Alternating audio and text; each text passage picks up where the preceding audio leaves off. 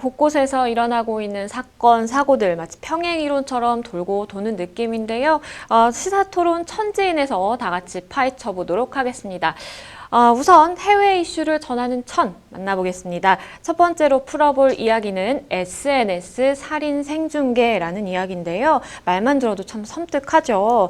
1월 23일 미국에서 한 동영상이 화제가 됐습니다. 한 소녀가 이 폭행을 당하는 장면이었는데요. 이걸 생중계하고 있었던 겁니다. 심지어는 이 과정에서 피해자가 목숨을 잃게 되면서 정말 일파만파로 그 후폭풍이 늘어나고 있는데요. 좀 어떤 내용인지 살펴주시죠. 사실 장소는 뭐 특정 장소인데 뭐 미국 장소니까 제가 장소를 한국 같으면 웬만한 장소 이야기 안 하는데 루이지애나에서 이제 일어났는데요. 뭐 가보시면 아시겠지만 정말로 이렇게 그 기본적인 어떤 소울의 가장 이제 전형적인 도시인데 여기서 미성년자 4명이 그러니까 최고 어린 나이는 미국 나이로 그냥 만이니까 만 12세, 13세 2명, 14세가 한 학생에게 폭행을 가하는 장면을 우리도 보통 그런 부분들이 저는 조금 이렇게 학생들이 절대로 이런 부분을 좀 안 했으면 좋겠는데 동영상 요새 워낙 그 휴대폰이 좋으니까 동영상을 그렇죠. 이렇게 찍는 거예요. 이렇게 찍어가지고 그 찍는 모습에서 결국 그 피해 청소년이 폭행을 당하는 모습도 찍혔고 그 모습 이후에 사망하는 모습까지 찍혔기 때문에 이게 이제 일파만파의 모습이 좀 보였고 그냥 폭행하는 게 아니라 흉기를 들고 찌르는 모습까지 있어서 뭐 뒤에 이제 저희가 말씀드리겠지만 이게 뭐 그냥 단순한 상해가 아니라 상해치사가 아니라 이제 살인죄로 기소가 되었는데요. 참 어떻게 보면 그 안에서 굉장히 이렇게 좀 안 좋은 말까지 이렇게 들어가 있어요. 그래서 이미 죽었네, she's gone. 뭐 그렇게 이야기도 들어와 있고 그 다음에 뭐 잘 지내, it's say to goodbye, 뭐 이게 it's time to say goodbye, 뭐 이런 말들이 들어와 있으니까 과연 이게 뭐라는 거야?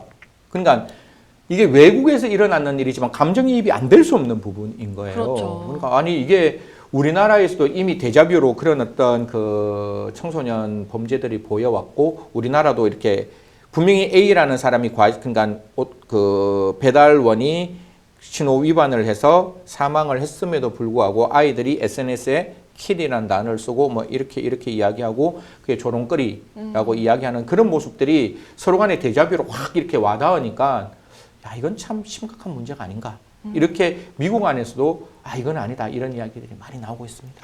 맞습니다. 정말 흉기로 찌르는 모습까지 이걸 생중계했고 또 피해자가 사망한 이후에는 정말 믿기 힘든 말까지 했다라고 하는데 이게 죄의식이 전혀 없는 것 같아요. 근데 나이 또한 충격적입니다. 12세, 13세, 14세의 소녀들인데 일단은 이 가해자들 현재 기소가 되어 있는 상황이죠. 네, 네, 맞습니다. 보통 뭐 이 사건을 어떻게 바라봐야 될 것이냐에 대해서 뭐 미국 법에는 이제 사실 1급 살인, 2급 살인, 3급 살인이 존재를 하는 것이고 분명히 흉기를 준비했다라는 점, 그러니까 그렇죠. 그게 권총이나 어떤 파이어는 아니지만 그 총기는 아니지만 그런 걸 준비했다는 의미에서 이제 살인죄로 기소를 하고 있는 부분이라서 미국 안에서도 이 총기 규제라는 문제와 위험한 흉기를 과연 청소년들이 어떻게 습득하는 걸 막을 수 있는가에 대해서는 굉장히 큰 문제가 이제 드러나는 것이고 특히 미국 같은 경우에는 뭐 시청자들이 많이 알고 계시겠지만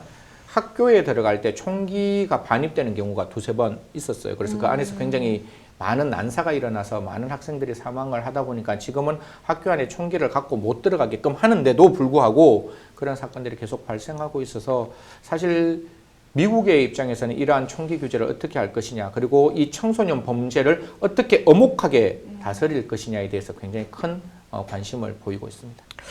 우리나라의 경우에 만약에 이런 범죄가 발생이 된다라고 하면 이제 미성년자이기 때문에 소년법이 적용이 될 텐데 미국은 이제 주마다 소년사법제도가 이제 다르기 때문에 과연 이 루이지애나 이 범죄가 발생한 루이지애나 주에서는 어떤 그 처벌이 내려질까 좀 관심이 쏠리고 있거든요. 이 사건이 일어난 지역이 일단은 JLWOP 가석방이 없는 무기징역까지 가능한 그런 지역이라서 처벌 수위가 굉장히 높을 것이다라는 좀 시각도 있거든요. 방금 이제 약자로 말씀 주신데 J가 juvenile, 그 다음에 L이 life, 그 다음에 W가 without, 그 다음에 parole. 그러니까 가석방 없는 juvenile life, 그건 종신형이 이제 선고가 되게 되어 있는데요. 우리나라는 14세가 형사 미성년자잖아요. 네. 미국 같은 경우는 주마다 7살로 되어 있어요. 그럼 우리나라보다 훨씬 더 낮은 그렇죠. 연령이 되어 있는 거고, 이런 경우에 이제 기본적으로 그냥 살인이 아니라 어떻게 보면 계획된 그런 어떤 살인이다 보니까 사실 이런 형량이 나올 수 있는 거 아니냐라고 생각하는 것이고, 이게 우리나라 같은 경우에는 사실 형사사건으로 가더라도 소년 사건은 그렇죠. 굉장히 완화되게 판단을 하는 건데, 사실 이게 소년이라 할지라도 제가 저번에 한번 말씀드렸지만 나이로 제한하는 것이 아니라 죄질에 따라서 판단해야 맞습니다. 되는 부분이고, 그 죄질로 판단했을 때 미국 같은 경우는 이런 경우는 정말 무기형을 주는데, 우리가 사형 대체 제도로 이야기하고 있는 가석방 없는 종신형을 이런 청소년들에게도 부여하고 있다라는 점을 고려한다면, 대한민국에서도 과연 청소년 범죄를 형벌 일변도로 강화하는 것은 분명히 문제가 있지만, 지금에 있는 형벌이 적정한지는